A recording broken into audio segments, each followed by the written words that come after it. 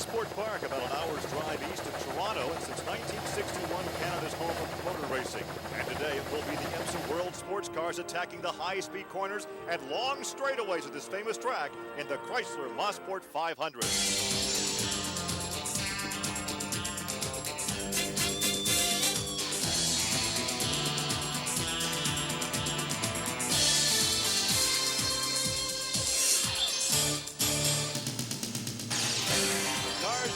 The grid weather-wise, it's a sunny, warm day, but a very windy day. Ideal track conditions, though. Alongside David Hobbs in a very tight point battle for the championship. Well, it certainly is, guys. No doubt about it. It's going to go right down to the wire this year. There you see the gap. Wayne Taylor just 5 points ahead of Max PAPIS. Didier Tay's not very far behind. Well, with more on that and to set up the race, let's go trackside to our pit reporter, Calvin Fish. Well, the conditions here trackside are perfect for a great race today, and behind me we see the all-Ferrari Momo team on the front row. On the pole position, it was no surprise to find Max PAPIS, but his pole qualifying speed was sensational, a new lap record at over 123 miles an hour. I spoke to Max after qualifying. He explained how he was able to achieve this great time. Yeah, actually, in the chicane in the middle of the straight, the fake chicane there, I've been able to go fifth gear almost flat out, and that was where the time came out, majorly. But I picked up time everywhere, and we have good combination, chassis engine, new development with the engine, so it looks very good. Okay, now how significant with the championship battle getting very close is the extra point for pole position?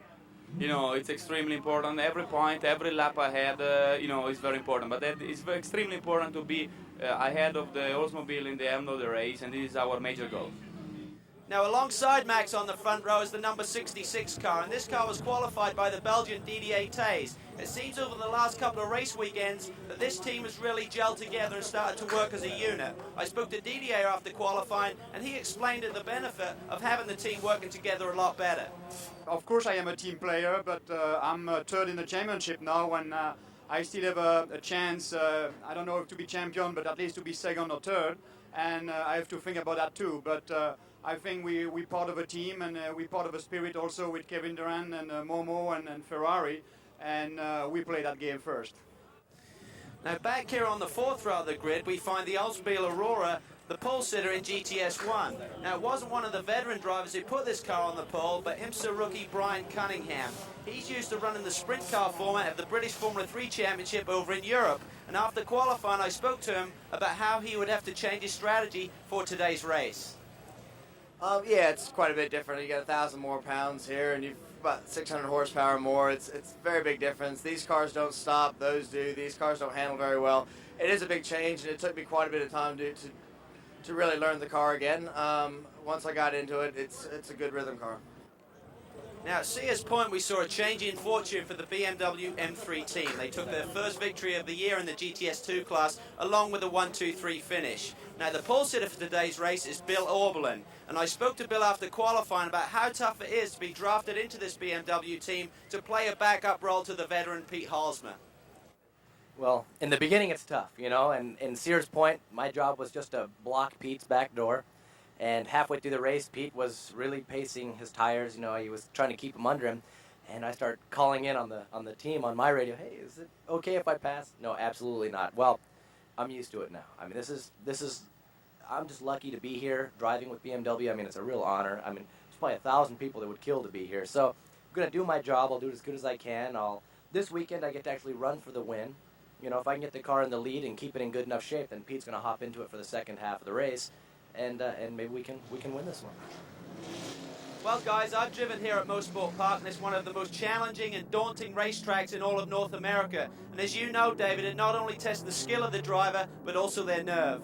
Calvin certainly got that right, especially the turns 1 and 2 complex. Very high speed and a big blind brow in the middle of it.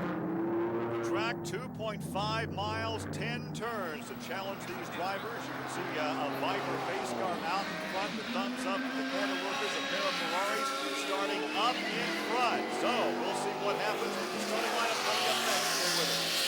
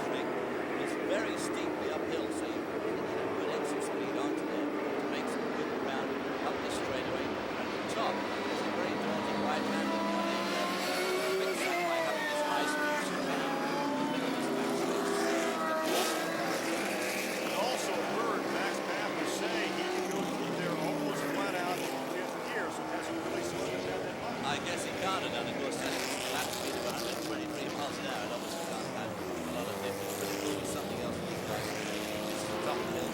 Without the chicane, they'll probably lift the wheels off as they go over that brow. Then you get this very fast right and left, right sweep up in front of the bus. So it's very challenging. And there's not On board now, the BMW number 16.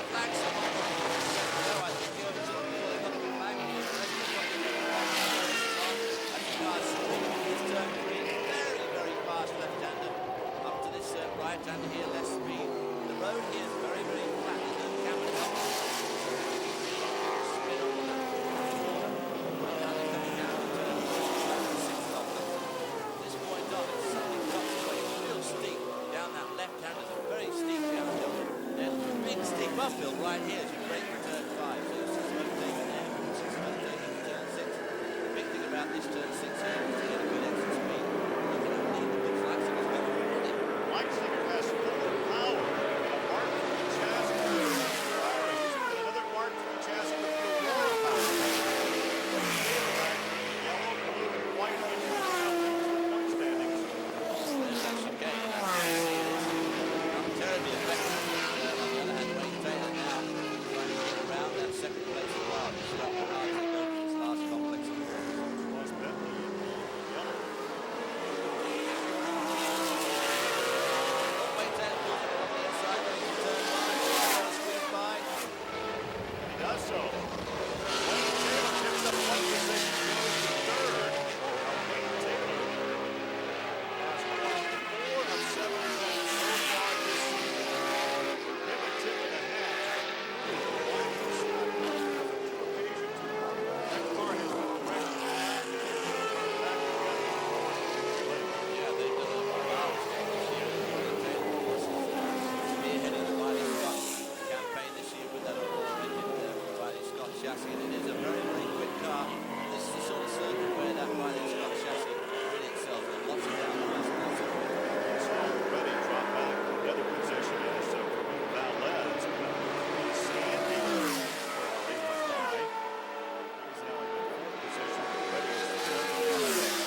The yellow car across Bentley. VELEZ trying to close up now. Wayne Taylor goes to the last part of the course, and there goes Ross Bentley.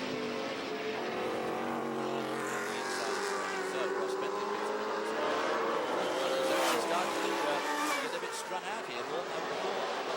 Talk about Moretti, who's fallen back a bit. We would anticipate that. Moretti, a very successful businessman. Some of these drivers have a bit more experience than he has. As Calvin said, we won't need nerve. He's like me. He knows what to do. Yes, so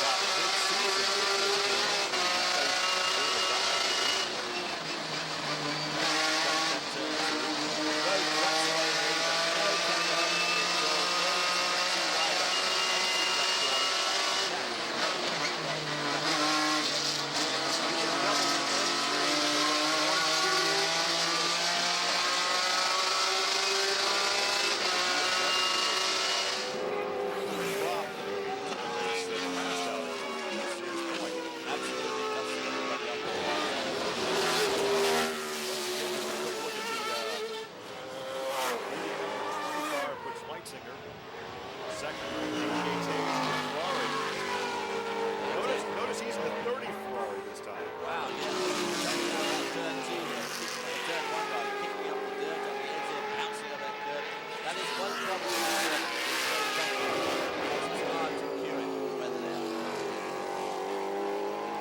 Leitzinger on an excellent start. He started in the second position. Lead leads Tays, Taylor, VELEZ, and Bentley.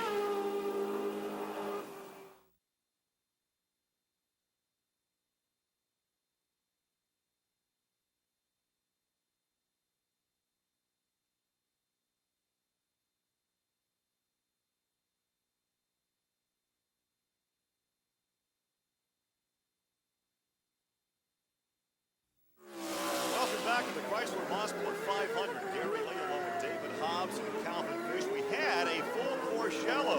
Someone going to knock down that chicane in the backstretch. So after a flash of pit stops, David, we have a good leader. We do indeed. There he is, FERMIN VELEZ with his famous yellow helmet, followed by Peter Tays with his black helmet. There you see Wayne Taylor running in third spot. Ross Bentley and Brooks Leitzinger in 20. Brooks Leitzinger now back to the fourth. Up that straight. There is the chicane, and everybody just into the top of the corner here. Very fast right-hander. Yes, I would think so, yes. As Max PAPIS says at the top of the show, of course, they go pretty well. They hit is not very strong. Down turn one there, all the cars. Over the hill here into turn two. Very, very daunting piece of track. There's no doubt about it. Downhill turn two there. Very, very quick. No grip at all. And then slide off the road there. On the cross. I like it all here, except if it just wasn't quite so bumpy. And of course, by modern standards, some of the runoff areas are a bit lacking. There is an interesting battle, David, going on for the GTS 1 class. Scott Maxwell is leading in the Ford Mustang Cobra, but there's a heated battle for second place for 97 Viper, driven by Victor Sifton. He's in a good chase right now with the number 1 Roosevelt, driven by HOERR. Here's more about that Viper from Victor Sifton. There's a lot of unknowns with this car. Where we are going with this car ultimately is the winner's circle, no question about it. The one thing we do not lack is horsepower in the Viper. Improved brake management, that'll be a project for the fall. The car needs to go on a diet, so to speak. The car only has 3 races on it prior to this one, so we're not thinking big, we're thinking realistic.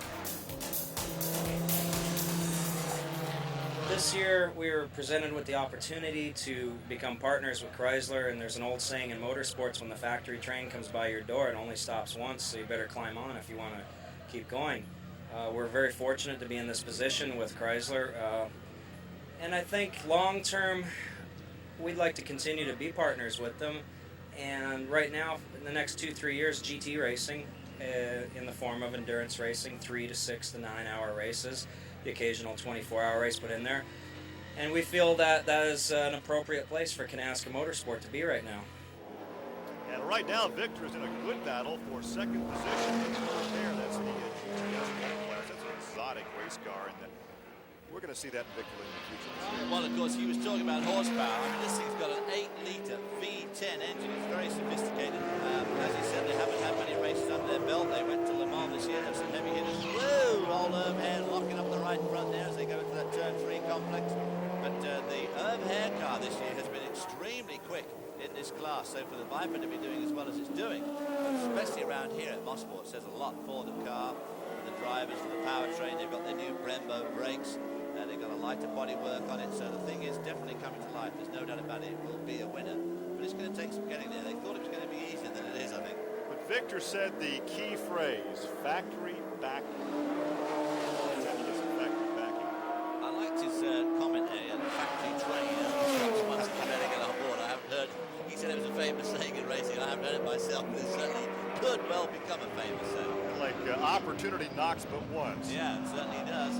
They're having a good battle here for that second place, and as I said, those Oldsmobiles have been very, very quick. No superstition there with the green striping on that white car.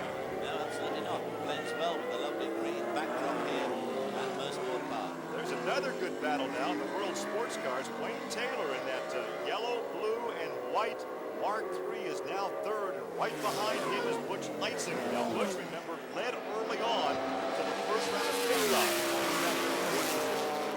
Now, of course, these two had a tremendous race at Sears Point a few weeks back, and of course, poor old Butch Leitzinger and John Paul lost out when they ran out of gas, having led for 114 of 118 laps. Of course, today the backers rejoined, and now they're getting mixed up in some of the slower traffic, the GPS1, the GPS2 cars. So just naturally a bit slow to them. So they've got a lot of traffic to spread their way. Leitzinger going down the inside into turn 1 and takes away the position.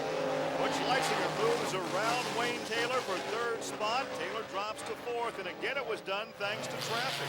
Traffic certainly played a big factor now, as it does in all this type of racing. And oh, we got another horse caution.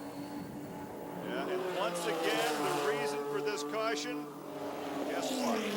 Someone has hit that chicane in the backstretch again. They haven't. They've spread those barrels around there. You get an idea of how quick a Canasca car the Viper they're going through there. They really don't lose a lot of speed at this point.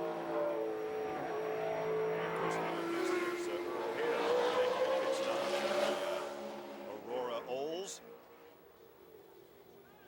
And look how slow that pit lane speed, only 25 miles an hour. Now this is an old circuit, narrow pit lanes in North America, so safety obviously a prime consideration. He was just kind of Well, I'll tell you what, when you're driving a race car, you're suddenly taken down to 25 miles an hour. I mean, it just feels like you could jump out and walk. well, there is the Ferrari, the Team Scandia car of FERMIN VELEZ. He's the leader now, making a pit stop under this full Porsche yellow. We should see a number of pit stops during this yellow. I'm sure we will. We'll probably see some Butch Leitzinger just went past. And there's going to we'll probably see some position juggling here. The teamwork, fueling it up, tiring it up. There's Ross Bentley's car. Bentley in the yellow, and there the first one out of the pits would be Butch Leitzinger's. The Rob Dyson crew in the pit lane will give their driver the lead, and there's a problem with the FERMIN entry. I think FERMIN's going to have a job to get out of here because the Ross Bentley car, as you can see, is parked at an angle there with the tail sticking out into the lane. You already said it's a narrow lane, so that's really crimped FERMIN's style somewhat there. So he gingerly gets around Ross Bentley in that one spare tire, and he heads out. But under the yellow, there is your new leader, Butch Leitzinger, back up in front. Jim Downing now in second. We're coming right back.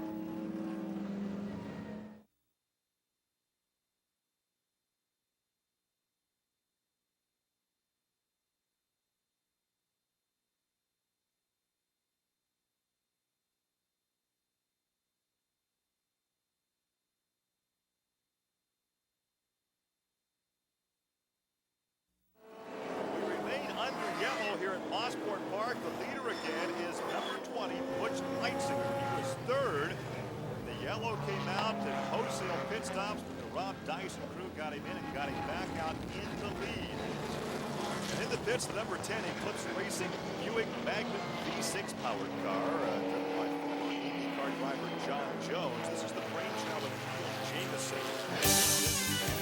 Set out to find sponsorship material and the personnel to put this racing program together. So our role right now is trying to establish motorsports in Canada as a legitimate vehicle for corporate advertisers and marketers, and as a entertainment vehicle. And so we want to establish ourselves as a predominant Canadian-owned and operated race team, and hopefully enjoy that kind of positioning. The Magnum racing car is designed and built in England specifically for the World Sports Car Championship. And John Jones is the key to this development. We need a championship driver, and the skill set that John Jones has. He's an unflappable character. He relates well to all of our sponsors, prospective and otherwise. He deals with our crew and our crew chief extremely well. And he's got the talent. I mean, people forget just how successful John was, and he hasn't lost any of it. Former IndyCar Rookie of the Year dropped out of racing in recent years to attend college in Denver, where he now lives. His long education in Formula 3000 IndyCar racing is evident. Can he be as quick as he was back then? Maturity's got to bring something to the table. I'm obviously a little bit older now, but I'm not by any means over the hill, and I think I'm as quick as I ever was. And it's just a case of getting the right package. You have to have everything working well, not just a driver that's willing to put it to the limit. You have to have the car and the crew and the people around you to be able to get the most out of what you have, and that's where we're trying to get to right now. And now we're back to racing under the again. Here is Butch LEITZINGER, number 20. Looks like it's right behind him there in second position. That's Didier Tays in the number 30 car, and FERMIN VELEZ is lying in the 3 car. And here's Doug Trott. Unfortunately, hit the tyre barrier. Looks like down at the 5 and 6 complex.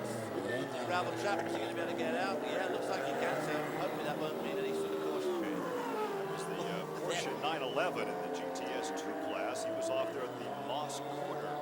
Dragging some gravel back onto the track with it. There's our leaders going through first, second, third. Very tight battle still for the lead here at Mosport Park. Up that long uphill straightaway. Really is very steep. Just right about here it starts getting real steep. Of course, now they're going to come up to the chicane. They're going up and down this afternoon. There you see it. Well, I'll tell you what, this nice for victory, as you underscored earlier, they were so close at Sears Point, Sonoma, California, the last outing. So could this be their day? Jeremy is point there. They're making their way past Doug Trott. Whoa! Spins again. Did he get... Right in front of Didier Tays, and Didier, because of that, lost his position. I think somebody clipped us. I'm not sure that Leipzig clipped him as he went by. Now back to third. Cost Didier one position, and look at this. Brake smoke. Now there's some oil dried down there on the track, and he got right into it there, so that was pretty slippery for Butch LEITZINGER as he went round the outside of that lapped car. This is when it gets difficult for everybody, the lappers and the lappies, because the slower guys, I mean, it's a difficult track list. They're still going upwards of 100 miles an hour. Of course, they've got to keep their minds on what they're doing. Let's take a look now at the replay and see if he does get clipped. I don't think he did. Well, he was either trying to keep out of the way, got bounced over the grass verge on the inside. Didier Tays had to back right out of it, which allowed FERMIN VELEZ into that second spot. So now we have LEITZINGER 20 car there going up the hill, lapping somebody as they go into that chicane. And behind him now is FERMIN VELEZ in the number 3 Ferrari. If they intend to slow them down at that point of the racetrack, they have to go with a different chicane, because they're just flipping the steering wheel there. Yeah, they should. They probably should have a chicane, a much slower chicane at the bottom of the hill there, so they don't have the speed going onto the hill. Look at this, Wayne Taylor has pulled right up on the rear of Didier Tays. That is the challenge for third position. Wayne Taylor only 5 points ahead of Max PAPIS in the point standings. He's won 4 times already this year, and he's battling right now for third position. And Max PAPIS, of course, is driving that car with Didier Tays, so it's obviously an important cut. And there you see FERMIN VELEZ in the Ferrari going around Butch LEITZINGER as they come into that turn 4 complex. Again, lap traffic playing a part in that overtaking. One of his team drivers is actually the team owner, Andy Evans. And of course, Andy Evans with Scandia Racing, competing not only in the IMSA World Sports Cars, but also in the Indy Racing League series as well. So that's a big undertaking. And of course, FERMIN VELEZ is driving in IRL.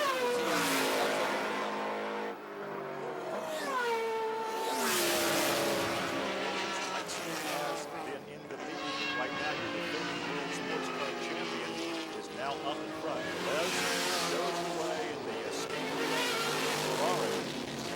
Ferrari and a Ford back years and years and years ago. Well, it takes about 30 years to Le Mans was in 1967. So once again, Les continues to LEITZINGER, Tays, Taylor, and Moretti here at Mosport Park.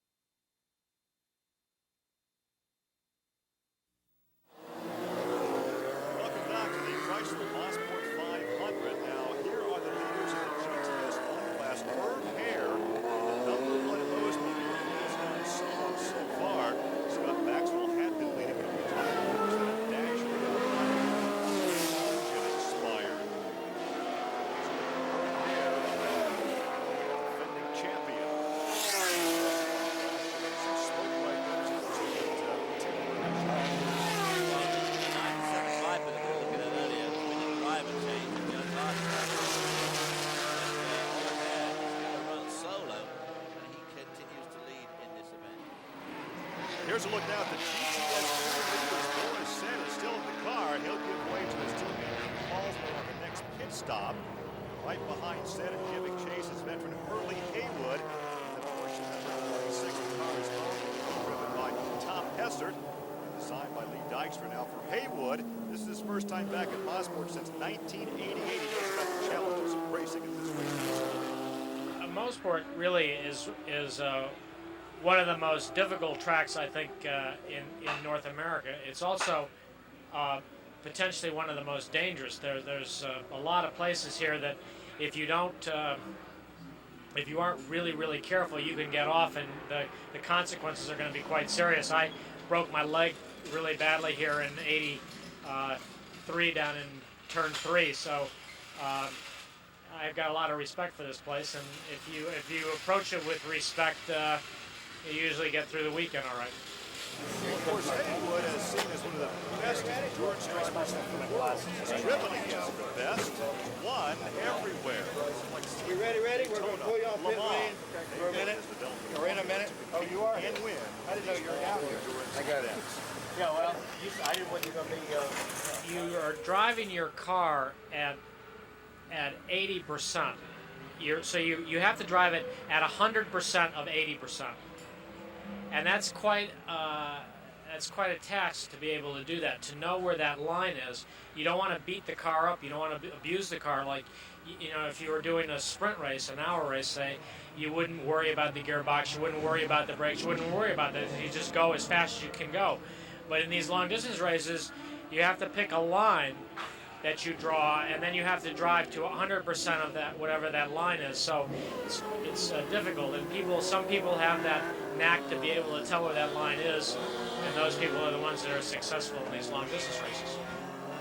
And once again, Haywood currently second position in GTS2. The leader is Boris Said in the BMW M3, the 6 car.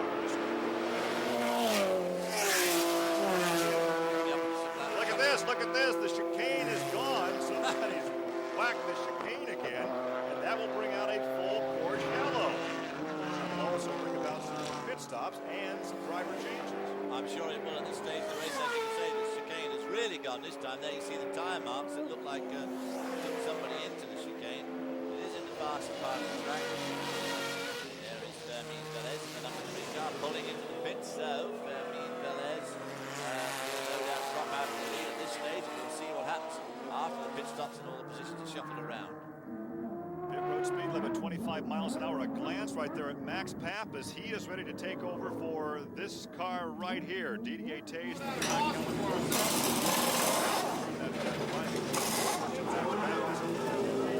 Mad Max. On the racetrack for the first time. Driver change. The insert being tossed away. There's also a driver change now as John Paul Jr. number 29 car for Busch Leitzinger.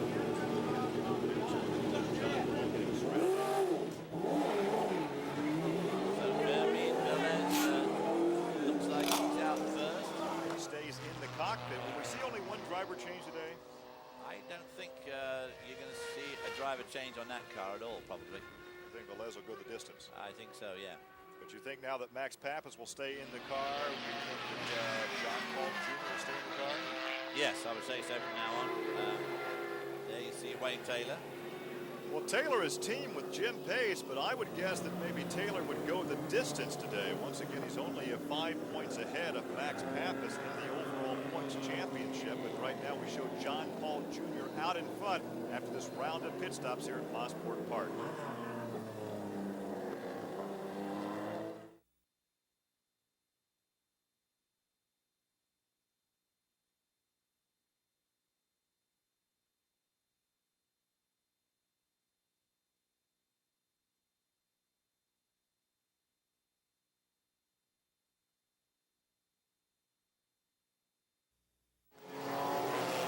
Back at Mosport Park with 65 laps now complete. The leaders in class are as follows. The number 20 of John Paul Jr. is right now the Rob Dyson Mark III, powered by a Ford. And right behind him is DDA Tays. Actually, DDA gave that car up to Max Papis. DDA has taken up the 66 car.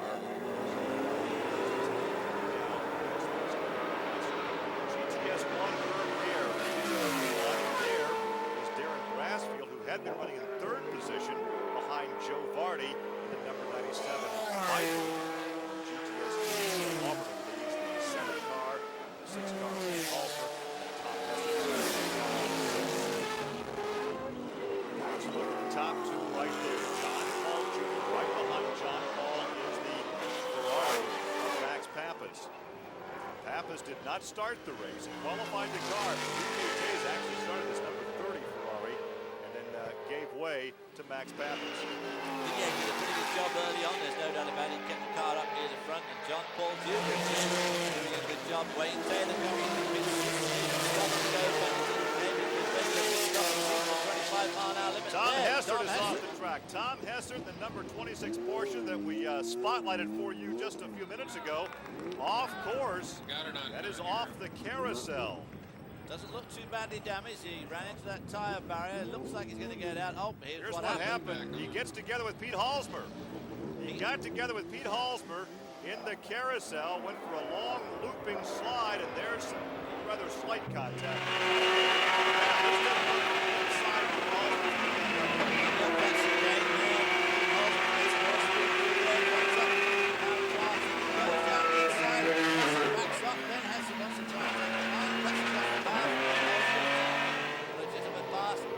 Taps him in the middle or spins him around and puts him into that tyre barrier. Unfortunate for Tom Hessert, of course, very unfortunate for Hurley Haywood.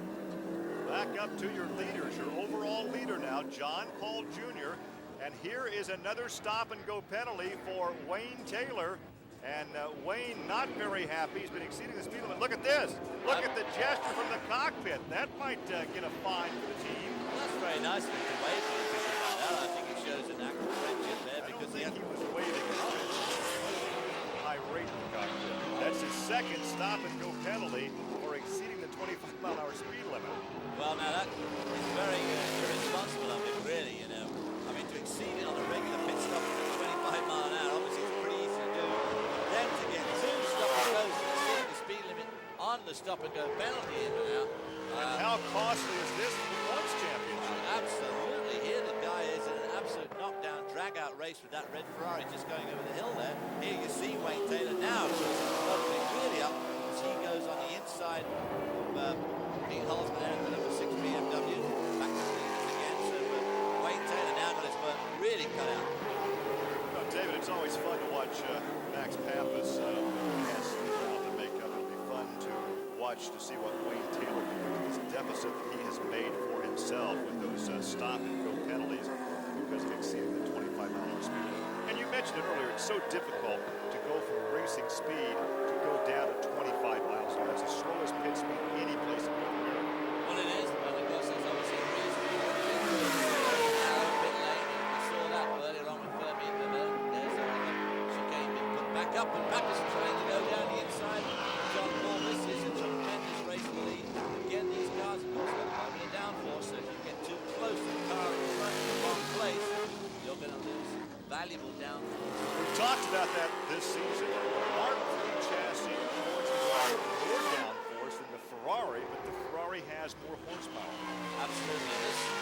This is a really great circuit for both of those. You need handling right here. You've got good downforce through here. You're really going to be helped. But of course you need a lot of power to pull yourself off these very high speed corners. And of course that uphill back straight is all power. It really is. You know, how involved that to get to the top.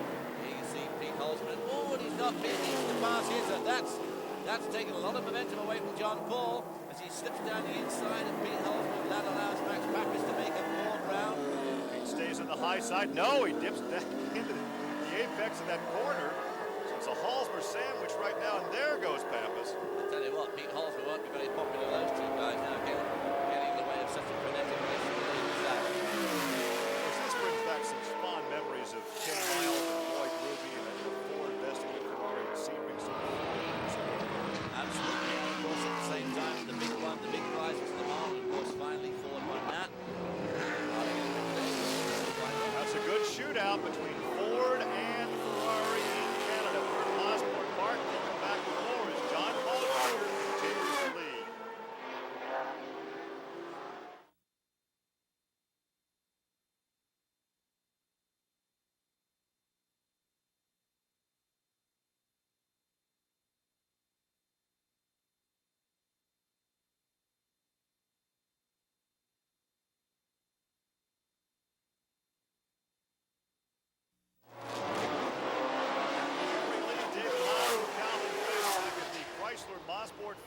500. You take a look at John Paul Jr.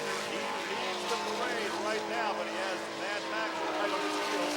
Oh, a problem right there. Tom Hessert, the 26 car, getting tangled up with the 4 car Wayne Taylor. Oh, Wayne Taylor tries to go inside, and there's it comes to the last turn here on the pit straight. Again, Tom Hessert trying to take the line away from a faster car, and unfortunately paying the price for it. But it was one of those unfortunate instances that does happen. As you pointed out earlier, this is a pretty narrow track. He's trying to fit a lot of traffic on it. There ain't a room for it. So the second time today that Tom Hessert found the tire barricade. Yeah. Thankfully, it was the tire barricade after count 3. Now that John Paul here seems to have got a rather large lead to what we've been used to seeing. There's Mad Max coming into view now with the number 10 car right behind him, but PAPIS seems to drop back a bit. Was this just to lull John Paul into a false sense of security? We have found that nobody is better late in the race than Max Papis. So often this season we have seen him really in the leaders laps. Don't give up on the Ferrari right now. Here he comes up that main straightaway again. That Ferrari power really telling here. The sun, as you can see, getting low now in these drivers' eyes as they go through the turn 6 and up the straightaway there. This is a test driver who now has his chance to show his talent in the IndyCar circuit. The kart racing series. Going to have to give up the next IndyCar race plan to do to race with us down in Dallas. We'll get back to the season finale in IndyCar.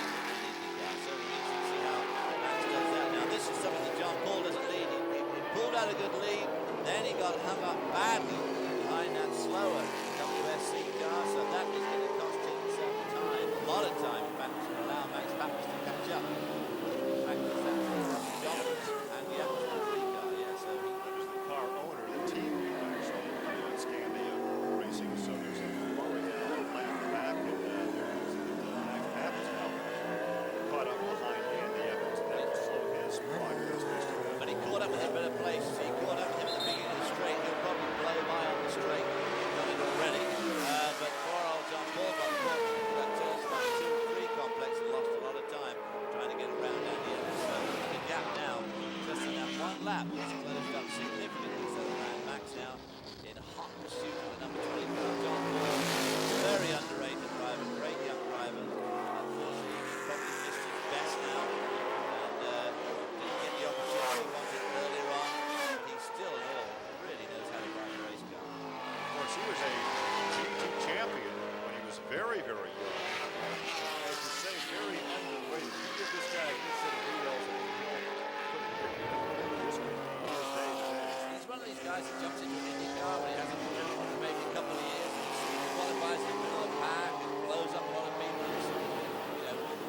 Expect to do better than that. He keeps on doing that time after time after time, and nobody ever seems to step up to the plate to give him a consistent good drive. Of course, he lives now in Florida, grew up in Indiana, graduated high school in Indiana. Won an IndyCar race, won an additional 500. That's right, he did. Great last lap battle for years. So right now, he has he's behind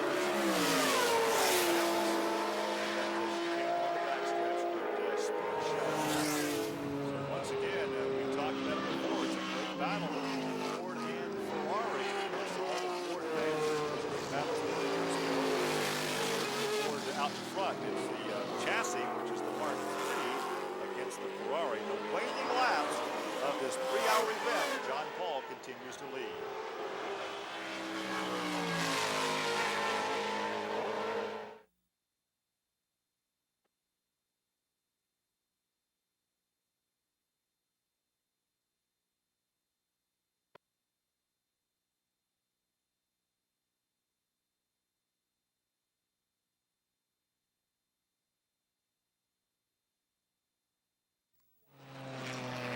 We are ready for the final laps of this exciting Mosport 500 race. Mosport Park. That will last go around an hour and 4 race. We are setting up for what could be the closest finish ever in IMSA sports car competition. Well, there again, traffic playing a minor part there as they come up to us very, very fast. Downhill turn 1, up over the crest of turn 2, and it is very, very fast. Corny, you can see it using up all the road there. A lot of traffic in front of them. Arms being waved there to let them through. They know the faster traffic's coming. But this is going to get tough. The sun getting very low. The circuit absolutely sun-drenched today. It's been a beautiful day for racing. Temperature's just right. And a wonderfully exciting and challenging circuit. Going around one of the Morgan cars there. Father-son team of Charles and Rob. Now we talked about a close victory. Wayne Taylor's victory for Max Papis at Sears Point. 0.188 seconds. That's the closest ever.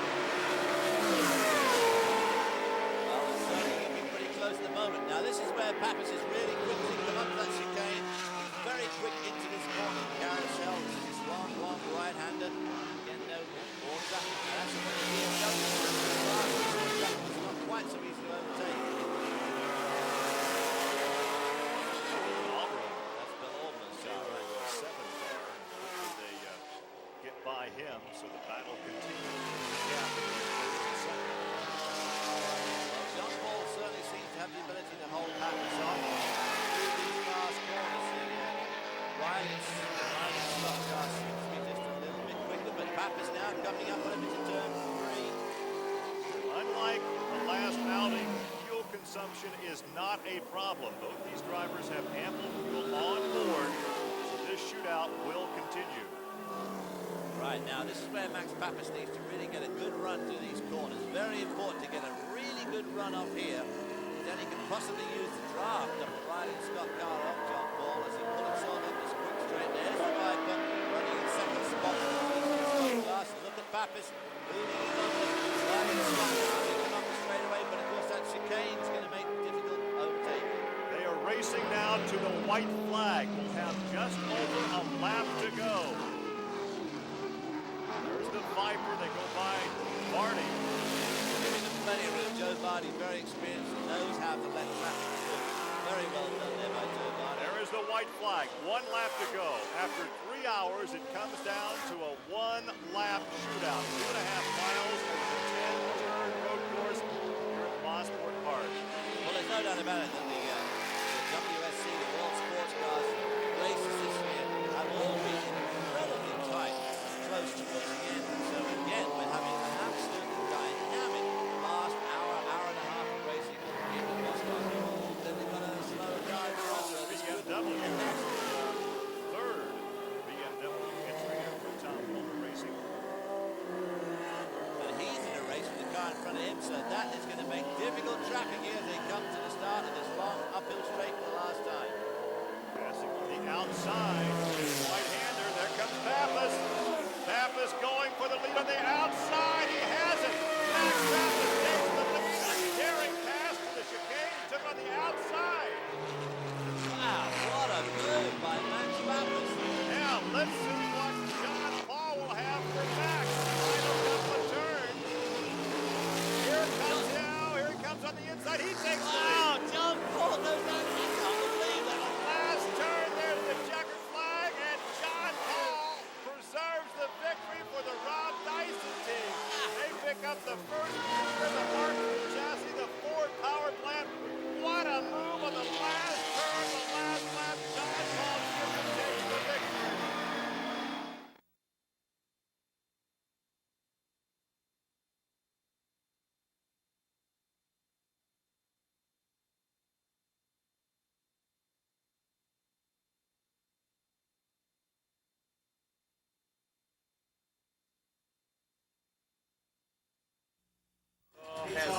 You've done a needle. Very nice job. Very nice move at the end. I went there with Bradley a lot here and so I couldn't take speed. And very good move. Last lap.